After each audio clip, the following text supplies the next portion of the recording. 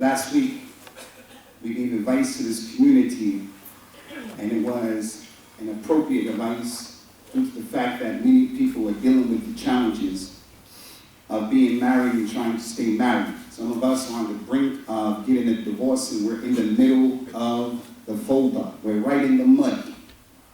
So we gave you some practical examples that come from the legislation of Islam as it relates to getting divorced.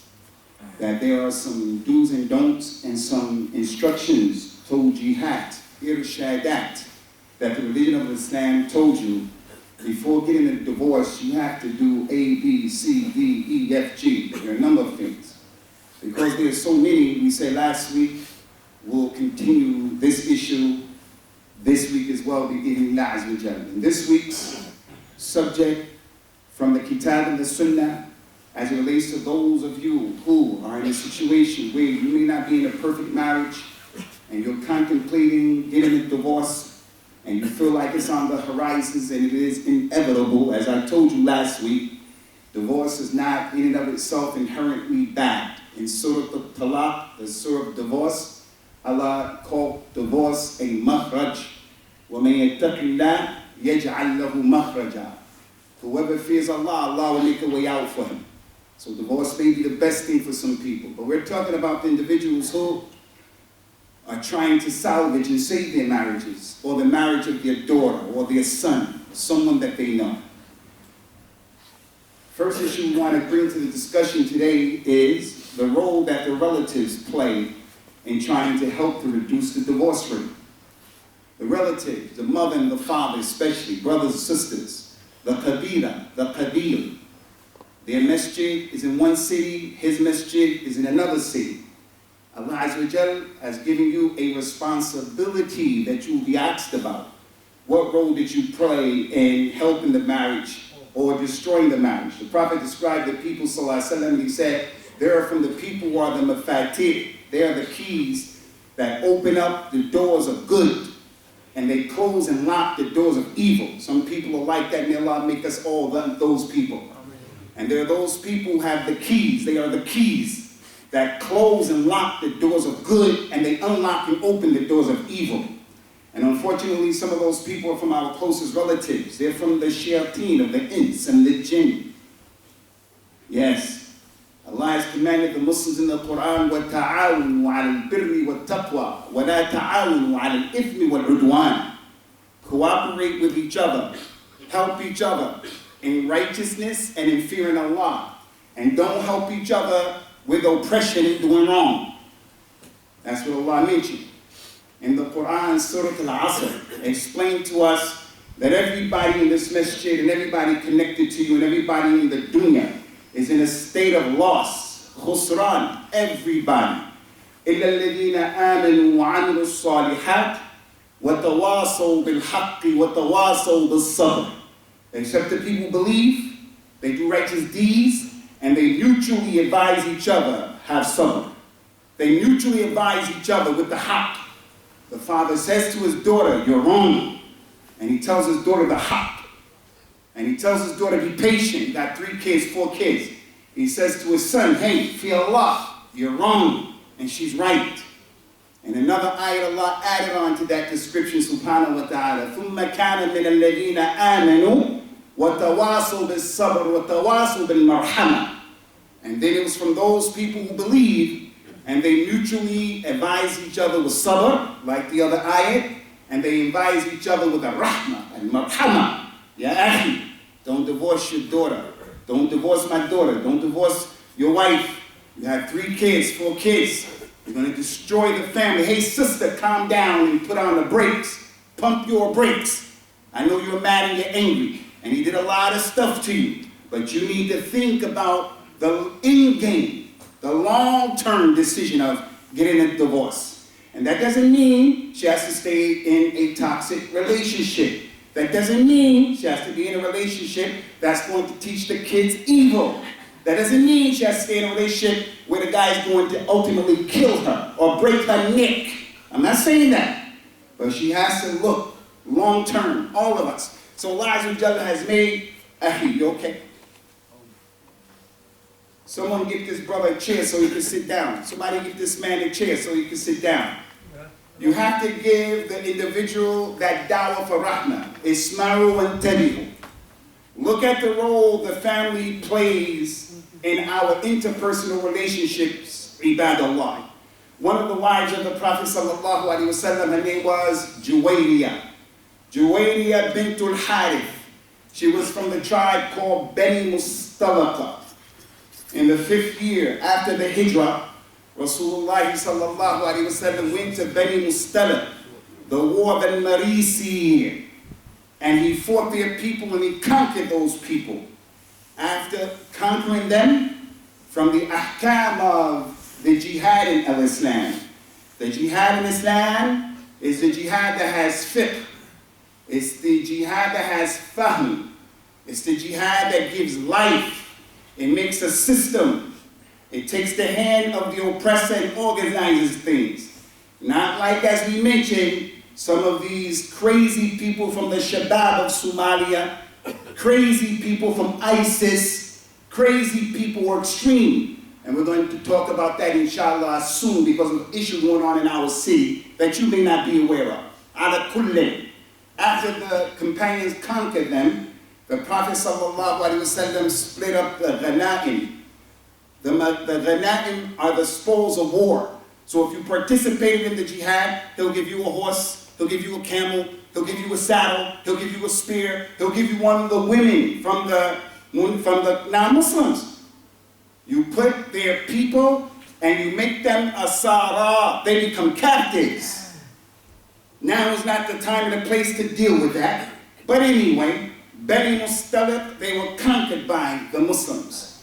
Prophet Muhammad sallallahu alaihi wasallam gave his lady who became his wife later, Juwayriya bintul Harith, our mother, radiyallahu anha. He gave her to his companion. His name was Thabit ibn Qais Shammas, radiyallahu anhu. Tremendous companion. So this lady is his right-hand possession. This lady is his property after the jihad. So he agreed with her to make her a person from the Mukatiba. Islam came to organize slavery at that time. Islam came to make the slave free and to give him rights. It's another story altogether, but we have to mention this. One of the ways that Islam came to give the freedom to the slave is by making him or her a mukatib. Hey, I'm your owner, your master. I want you to plant for me 500 date palm trees this year. You plant them and you harvest them. When you give me the produce, once you do that, you're free. And they make an iktifaq and an agreement. So that man, Thabit, agreed with her to do something like that. Hey, I want you to educate my child until he gets to the university. Once that happens, you're free. For an example, it's not that she has to plant trees, it's what the two agree to. So she came to the Prophet ﷺ to explain, Ya Rasulullah, I'm from the Mukatibat. I need your help. Ya Muhammad, she wasn't the I need your help. Can you please give me some money? I want to pay him to get my freedom. Our mother Aisha, who narrated this hadith, said, when she started walking to the Prophet ﷺ, she was a beautiful woman. What we call in America, drop dead gorgeous. She was a beautiful woman, Aisha said. She said, I couldn't believe my eyes as it relates to how beautiful she was, radiyallahu anha. She said, I began to get angry. I began to become jealous. She said, Ya Muhammad, I'm a mukatiba.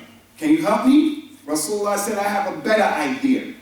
I'll marry you.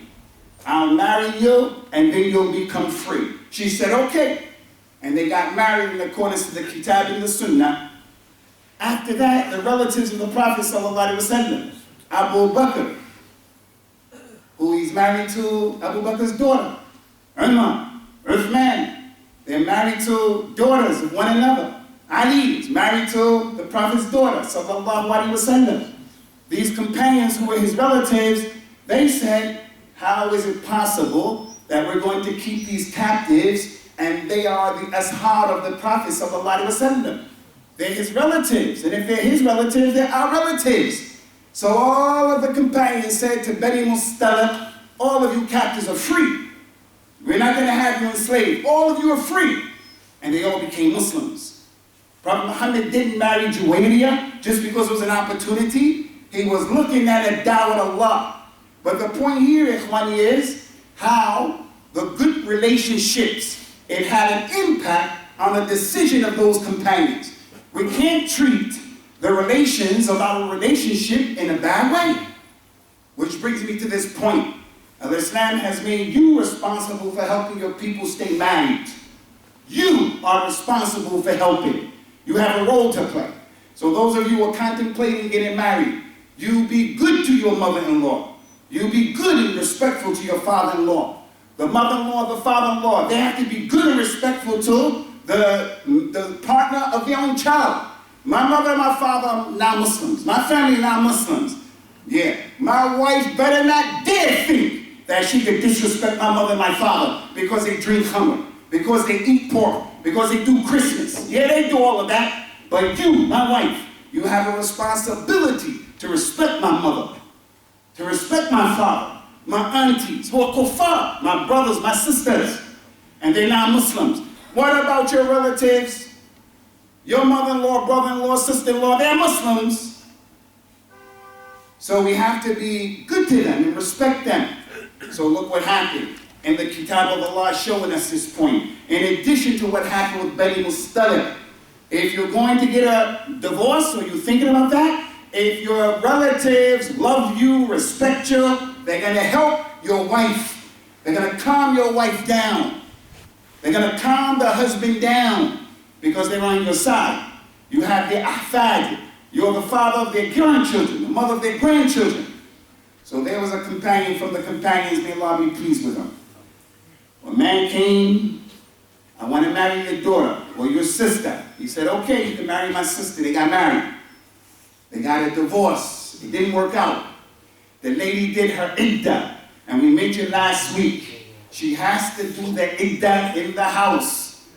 3 periods. وَالْمُطَلَّقَاتِ يَتَرَبَّصْنَ بِأَنفُسِهِنَّ ثَلَاثَةَ قُرُوءٍ. 3 periods, not 3 months, 3 periods, come and go. And she's in the house, and they're looking at each other, and they're going to calm down. So this is what happened.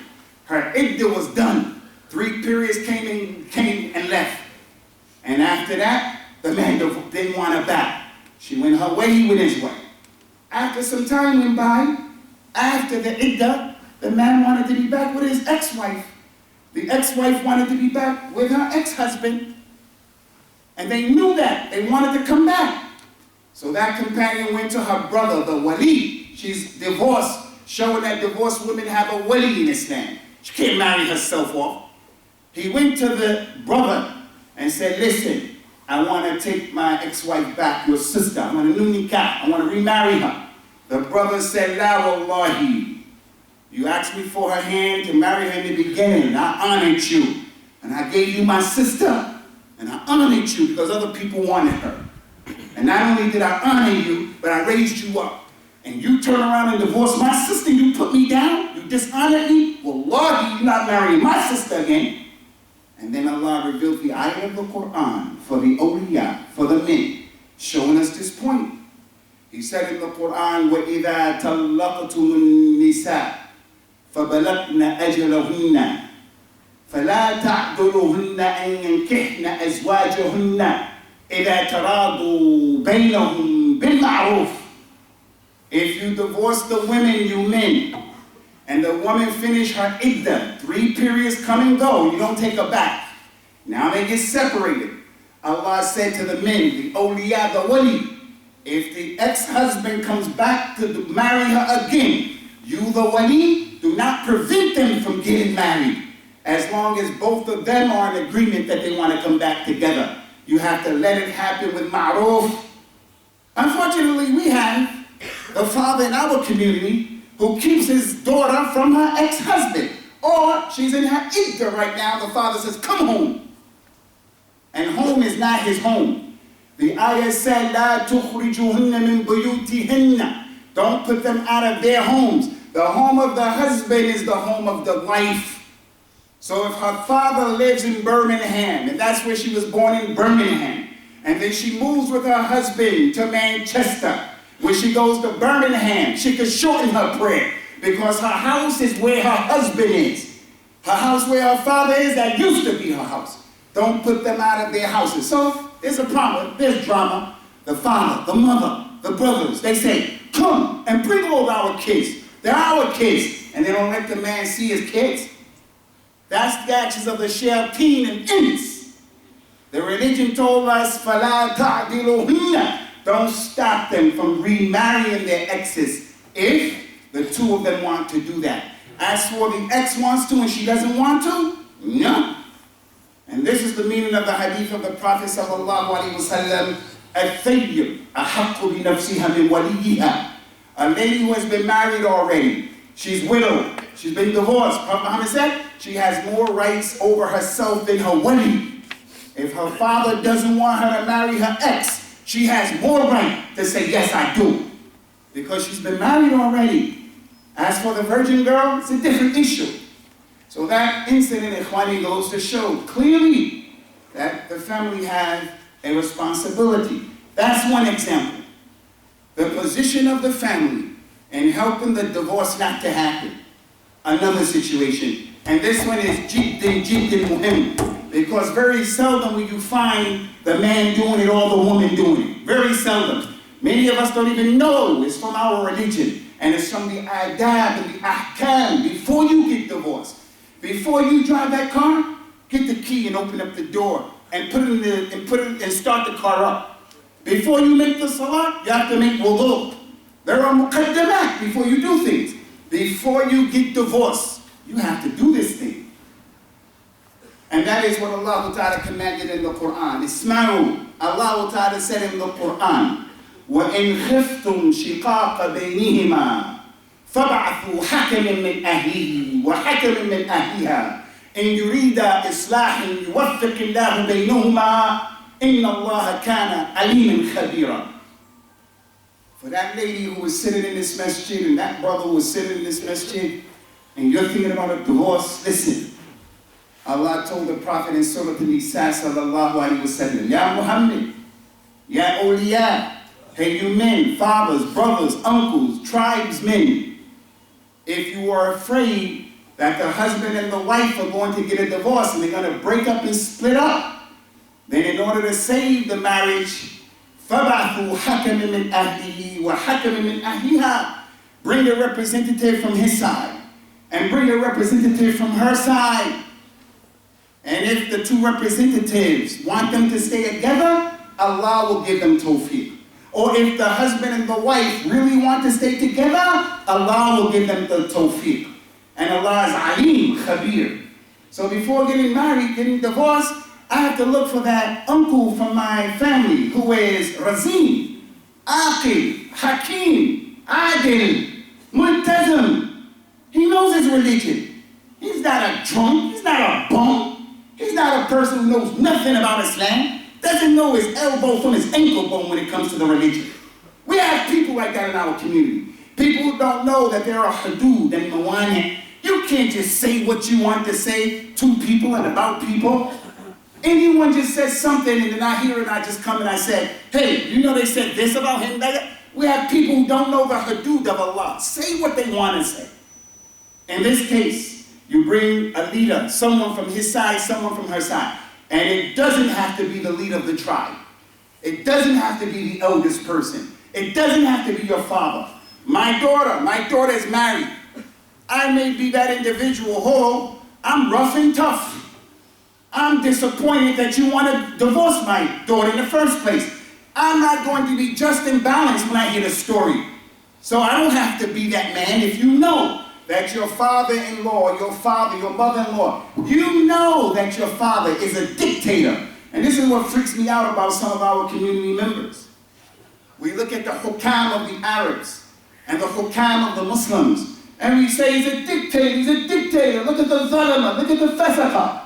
And then when we get in those situations, your daughter's marriage is about to break down and there's a divorce that's going to be on the table. And instead of you helping the situation, you are a dictator. Which would suggest if you were in charge of some of these countries, you wouldn't be any different from those who can. It's easy when you're not in that situation to pass judgments. But now, look at you. You're in that situation. Make Islam. Save her situation. So you bring someone who is smart, fair, and just. Now pay attention, Ummah, to Islam to this point, because this is critical. The meaning of this ayah. Before the two judges, the representatives, hear the story, before they even hear the story, they have to take an agreement from the husband and the wife. Before they even hear the story, do you two agree, before you tell me your side of the story, that what I and him, what we decide, you're going to agree to it? And then they say yes. Now they are bound by the deen to listen to them. يا أيها الذين آمنوا أوفوا بالعقود المؤمنون على شروطهم. We have to stick to our agreements and our contracts. ISIS and these crazy people, we don't believe in blowing these kuffar, these non-Muslims, and we're compromising the stability of the country. We have come here with an agreement. What you talking about? You can hurt these people and disrupt their sanctity because they did it in our lands. You have to take care of your agreement. And the most important agreements are the ones that are connected to a nikah. إِنَّ أَشَدَّ الشُّرُوطِ عَلَيْكُمْ أَن تُوفُوا بِهَا مَا اسْتَحْلَلْتُمْ بِهَا الْفُرُوجِ. The agreements you have to take care of more than the other agreement is the one that private parts became halal because of that agreement. You agreed to give her 5,000 pounds as a dowry and 10,000 if you get divorced later on. You got to give her that 10 grand. So I say avoid that thing from your culture. Avoid it. Agree to the dowry and that's it. Because if you agree to that, that thing is in your neck until Yawm al-Qiyamah. So they agree. Hey, before him and I, listen to your situation. Do the both of you agree? They say yes. And these two fair just men, they listen to the situation. Because what happens in marriage, when it breaks down, it's a combination of the wife has good and bad. The husband has good and bad. One of them has more good than the bad, and the other one has more bad than the good. But there are no angels around here. Everybody has issues. Everybody. So he has some hot, she has some hot. These two people, they're going to be objective when they listen to it. As for the people themselves, they can't see the forest through the trees. They're too close on the mushkila. They can't see where they're being oppressive. So these two people step in. And then they listen, they say, hey, the man, you're wrong. Give her the 5 grand, and you, lady, come back to his house. And whatever they decide, that's what they have to do. That's the responsibility of the family. Don't be a family member who you're helping to destroy the future of your ahfad, your grandchildren. Because you want to be muntaqam. You want revenge against the brother. You want revenge against the sister in her tribe. You feel like you're being put down in public. What did that have to do with the price of peanuts and their happiness? The other issue, Ikhwani, we want to bring to the table, shifting gears here, and there are many things that we can say, but this is a practical advice for everyone, and we end this 2-part series with this last advice. I mentioned this hadith of the Prophet ﷺ a number of times in this masjid, where he described the husbands, and he says, sallallahu alayhi wa sallam, la yafruku mu'min mu'mina. It is not okay for the husband to hate his wife. If he sees a character trait from his wife, something he doesn't like, look for something that he does like. And this applies to the woman as well. Maybe your wife is not the most beautiful lady in the world. Physically, she's not the most attractive lady, especially after having 4, 5, 6 of your babies. But you know what? When it comes to the tarbiyah of those kids, she's the perfect mother. She respects your mother and your father. She's living with your mother and taking care of your mother. She may not be a good tabacha. She can't cook to save her life. You'd rather eat out every day. But although that's the case, she got your back. She's a loving lady. And she's not going to let anyone compromise what's going on in your house. So those things you don't like about her, look for those things that you do like about her. And the woman as well. She may have a husband who's rough and tough, mutashadid, qasi. This cat is rough. And the way he talks to her and puts her down, you would think he's always giving a khutbah. He is a nasty piece of work. And it's rough on her. And she doesn't like that character trait. But he's a kind of guy who, he's generous. He's kareem. He's the type of guy who, she knows that man will die for her and protect her. He stands against her family and her enemies. And he lets them know, this is my queen, nobody's going to touch her. So everybody has a wife or a partner, they have good and bad. So what's the last piece of advice? You, Akhi Abdullah, you have to be waqi'iyan. You have to be a person who is realistic. There is no perfect human being walking around. Prophet Muhammad was the only perfect human being, sallallahu alaihi wasallam. His wives are from the awliya of Allah, and they weren't perfect. They weren't perfect. I told you, Aisha, she was jealous just because Juwaidi was beautiful. She said, I knew what was going to happen. And she used to do things as a result of her jealousy. Rayhana from last week, Bintu Zayd, was jealous, she got divorced. So the Bintu Zama, she got old. The man looks and he says, oh, she's old now, I'm not interested. No one is perfect. This lady looks at Bollywood movies, Hollywood movies, these musalsalat in the Arab world, and they look at their husband and they dream, I'm going to have the Faris al-Ahlam. Faris al-Ahlam. It doesn't exist. You have shortcomings and she has shortcomings. Be realistic. Prophet Muhammad sallallahu alaihi wasallam was in his house with his companions. Listen to this. In his house with his companions. One of his wives sent some food to help him out and his guest. Anas ibn Malik brought the food, the bowl to the door, knocked on the door. Aisha opened up the door. She said, what is that? This is food for the Prophet and his companions, sallallahu alaihi wasallam, radiallahu anhu, to help the Ahlul Bayt. Aisha got upset and slapped it out of his hands, and the food went all over the place and it broke. Now, in our masjid, there's somebody who is, sa'una qalban. He has the most sabr and he has the most rahmah towards his wife. I don't know who he is, but someone has the most rahmah to his wife here.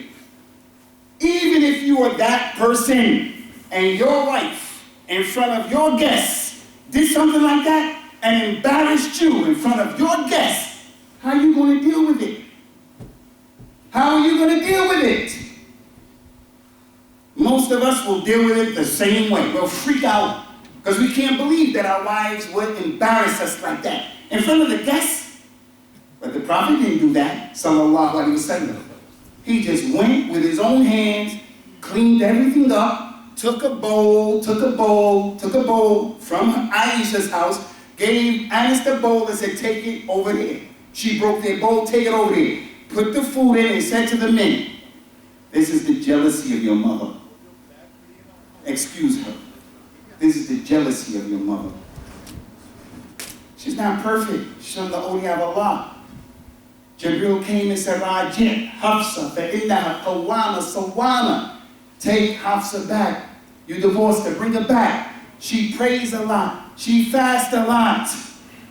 So that thing that you don't like in her, look for the thing that causes you to love her and to like her. And she has to do the same thing. أقول قولي هذا وأستغفر الله لي ولكم ونسأل الله تعالى التوفيق والسداد.